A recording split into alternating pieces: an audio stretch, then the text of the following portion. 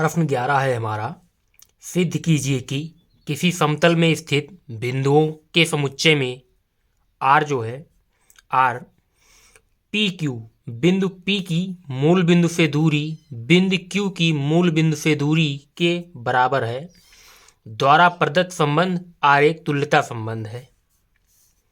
सबसे पहले देखते हैं स्वतुल्य के लिए। स्वतुल्य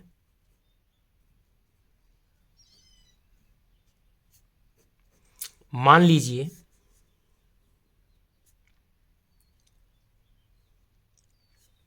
क्या कह रहा है, बिंदु पी क्यू बराबर दूरी पर स्थित हैं।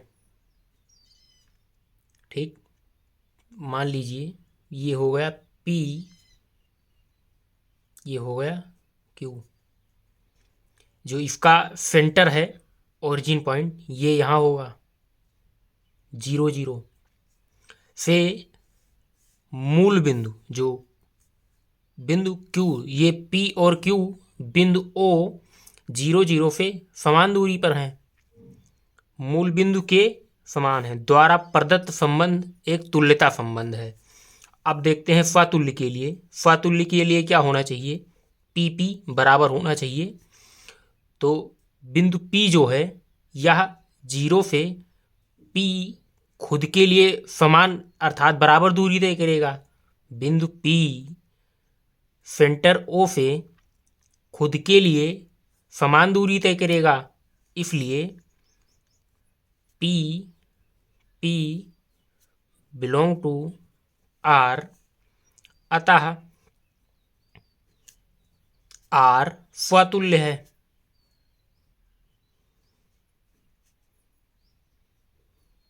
R स्वतुल्य है। अब देखते हैं सममित के लिए।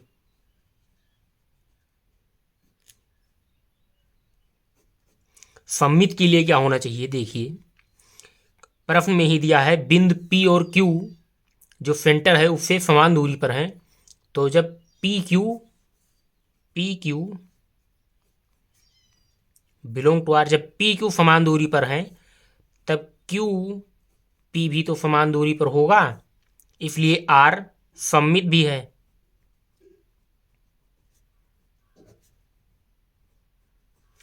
देखते हैं संक्रामक के लिए।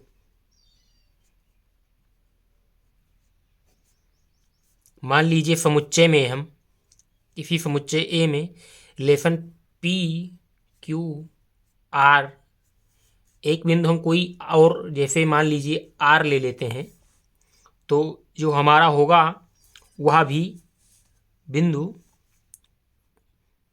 P Q belong to R पहले ही सिद्ध हो गया है। Q R belong to R, जब यहाँ मान लीजिए सेंटर से समान दूरी पर हम कोई बिंदु आर लेंगे तो वह जितना दूरी ओ से पी में जाने में क्यू में जाने में लगेगी उतना ही दूरी आर की भी तो होगी, इसलिए Q R belong to R, इसलिए ए जो है P R belong to R, अतः आर संक्रामक है। आर संक्रामक है, अतः आर स्वतुल्य है। आर स्वतुल्य है, आर स्वतुल्य है, सममित है तथा संक्रमक है। संक्रमक है, अतः आर तुल्यता संबंध है।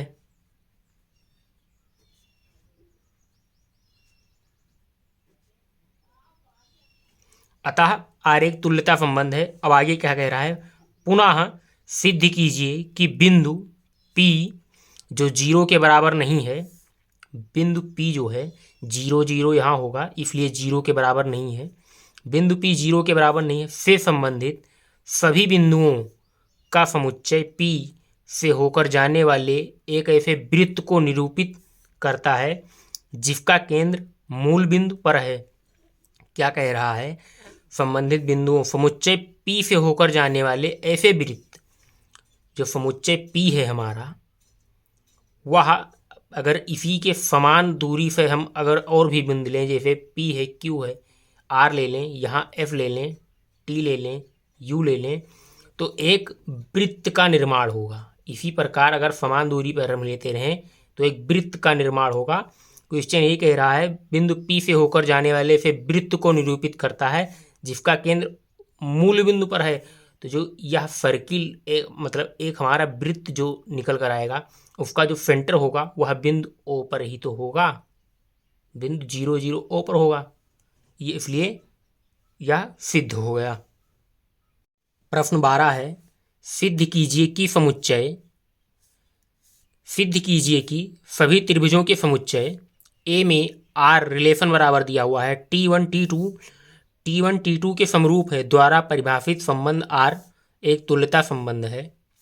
ठीक, सबसे पहले देखते हैं स्वतुल्य के लिए। स्वतुल्य के लिए देखते हैं, इसमें होगा जब T1 T2 के समरूप है, ठीक, तो कोई भी त्रिभुज जो होगा वह खुद के समरूप होगा। कोई भी त्रिभुज खुद के समरूप होगा, इसलिए T बिलोंग टू R, अतः R स्वतुल्य है।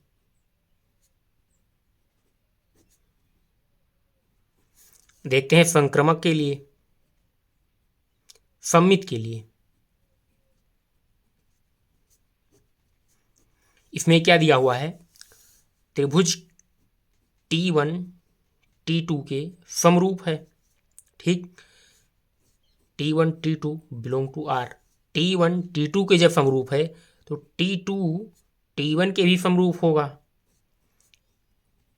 जब T1 T2 के समरूप है तो T1 T2 T1 के भी समरूप होगा, इसलिए R सममित है।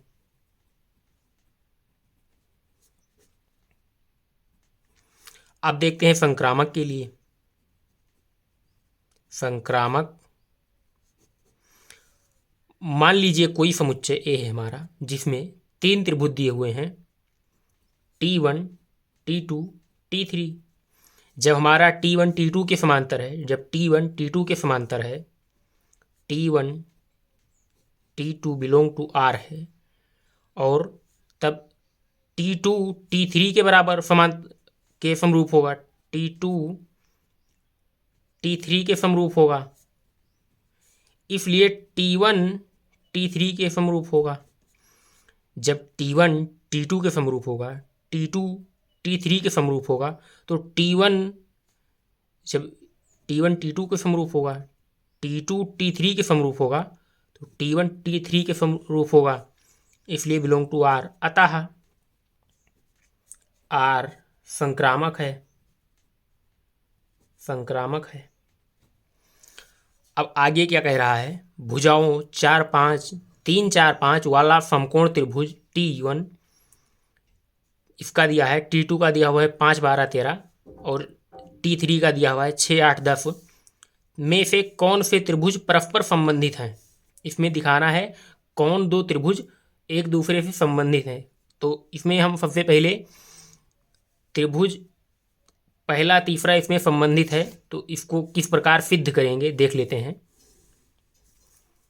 मान लीजिए हम जब एक त्रिभुज का बटे दूसरा या तीसरा त्रिभुज करेंगे तो उसका जो मान निकलेगा वह अगर 1/2 होगा तब तो वह त्रिभुज इससे संबंधित होगा, अब वरना नहीं होगा। तो हम T1 अपान T3 करके देख लेते हैं, T3 अपान T1 करके देख लेते हैं। तो ये है 6 8 10, ये हो गया T3। अब T1 क्या है, 3 4 5, इसका जो मान निकलेगा वह निकलेगा 1/2। इसलिए त्रिभुज T1 त्रिभुज T2 संबंधित हैं। प्रश्न 13 है, सिद्ध कीजिए कि समुच्चय बहुभुजों के समुच्चय ए में आर बराबर दिया हुआ है P1 तथा P2 की भुजाओं की संख्या समान है। जो भुजा है P1 और P2 बहुभुज की, उन भुजाओं की संख्या समान है प्रकार से परिभाषित संबंध आर एक तुल्यता संबंध है। इनकी जो लंबाई है 3, 4 और 5 की भुजाओं वाले समकोण त्रिभुज, जो समकोण त्रिभुज है उसकी भुजा 3, 4, 5 है, से संबंधित समुच्चय के सभी अवयव ज्ञात करना है। सबसे पहले क्या सिद्ध करना है? एक तुल्यता संबंध है। देखते हैं स्वतुल्य के लिए देखते हैं। तो स्वतुल्य के लिए क्या होना चाहिए? सिद्ध कीजिए सभी बहुभुज P1 P2 जो है P1 P2 भुजाओं की संख्या समान है। भुजाओं की संख्या समान है। अब स्वतुल्य के लिए देखते हैं। किसी भी बहुभुज की भुजा खुद की भुजा के बराबर या समान होगी, इसलिए P1 बिलोंग टू R, अतः R स्वतुल्य है। अब देखते हैं सममित के लिए। सममित के लिए जब प्रश्न में ही दिया है P1 P2 भुजाओं की संख्या समान है, जब P1 P2 belong to R है, जब ये P1 P2 के बराबर है तो P2 P1 के बराबर होगा, अतः R जो है R स्वतुल्य है। अब देखते हैं संक्रामक के लिए।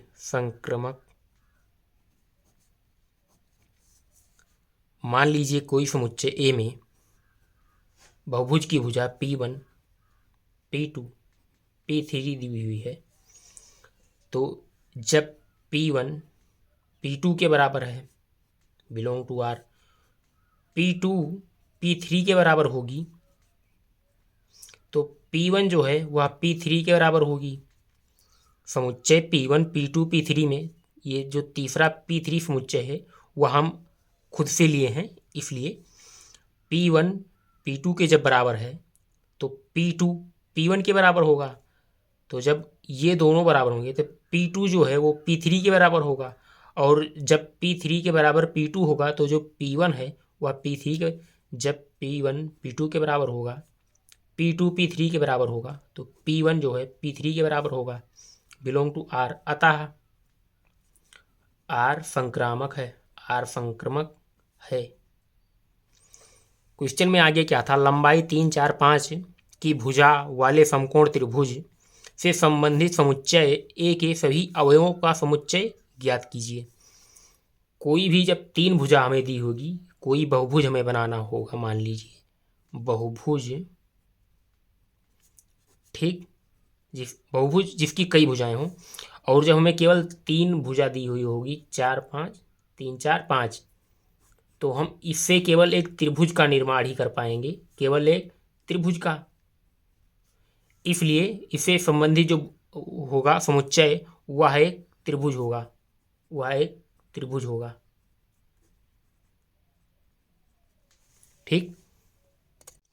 प्रश्न 14वां है, मान लीजिए कि XY तल में स्थित समस्त रेखाओं का समुच्चय जो है L है, और L में R रिलेशन बराबर दिया हुआ है L1 L2, L1 L2 के समांतर है, द्वारा परिभाषित संबंध R है। सिद्ध कीजिए कि R एक तुल्यता संबंध है। रेखा Y बराबर 2x+4 से संबंधित सभी रेखाओं का समुच्चय ज्ञात कीजिए। तो दिया है L1 L2 के समांतर है, ठीक। अब हमें क्या सत्य करना है? एक तुल्यता संबंध है, जो रेखा L1 होगी, ठीक, वह खुद के समांतर होगी, क्योंकि वह जिधर भी जाएगी रेखा कोई, वह अपने आप में समांतर तो होगी, इसलिए L बिलोंग टू R, तथा R स्वतुल्य है। देखते हैं सममित के लिए। जब L1 L2 के समांतर है, बिलोंग टू R, क्वेश्चन में ही दिया है L1 L2 के समांतर है, तब L2 L1 के भी समांतर होगी। जब L1 L2 के समांतर है, तब L2 L1 के समांतर होगी। इसलिए R सममित है। मान लीजिए कोई समुच्चय A में हम ले लेते हैं L1 L2 L3, तो जब L1 L2 के समांतर है, L2 L3 के समांतर होगा, तो L1 L2 के समांतर होगा। इसलिए L1 L2 belong to R, L2 L3 belong to R, तब L1 L3 belong to R, इसलिए R संक्रामक है। आगे क्या सिद्ध करना था? इस रेखा से संबंधित सभी रेखा का समुच्चय याद करना है। y बराबर दिया हुआ है 2x + 4। जो रेखाओं का समुच्चय होता है, जो रेखाओं की प्रवणता ज्ञात करनी होती है, उसका फार्मूला क्या होता है? y बराबर mx + c। ये हुआ फार्मूला। ये जो y दिया हुआ है, हमें इसी फॉर्म में दिया है, y बराबर 2x + 4 दिया हुआ है, जहाँ 4 बराबर है कांस्टेंट, इसका कोई भी मान हो सकता है। तो क्या है? समुच्चय ज्ञात करना है। तो रेखा y बराबर 2x + 4 से संबंधित जो रेखाएं होंगी वो होंगी y बराबर 2x + c, जहाँ c का मान जो भी आए वही होगा। तो जो इससे संबंधित रेखा होगी वो यही होगी। अगला क्वेश्चन है हमारा 15। 1 2 3 4 में रिलेशन R बराबर दिया हुआ है 1 2 2 2 1 1 4 4 1 3 3 3 3 2। तो इसमें देखना है कौन सा विकल्प सही है। तो इसका जो बी विकल्प है, स्वतुल्य और संक्रामक वाला वही विकल्प सही है। अगर देखें क्यों, तो इसलिए क्योंकि स्वतुल्य तो है ये, क्योंकि 2 2 दिया हुआ है 1 1, इसलिए स्वतुल्य हो गया। और अगर संक्रामक की बात करें तो 2 3 इसमें कहीं दिया नहीं है, 3 2 दिया है लेकिन 2 3 नहीं दिया है।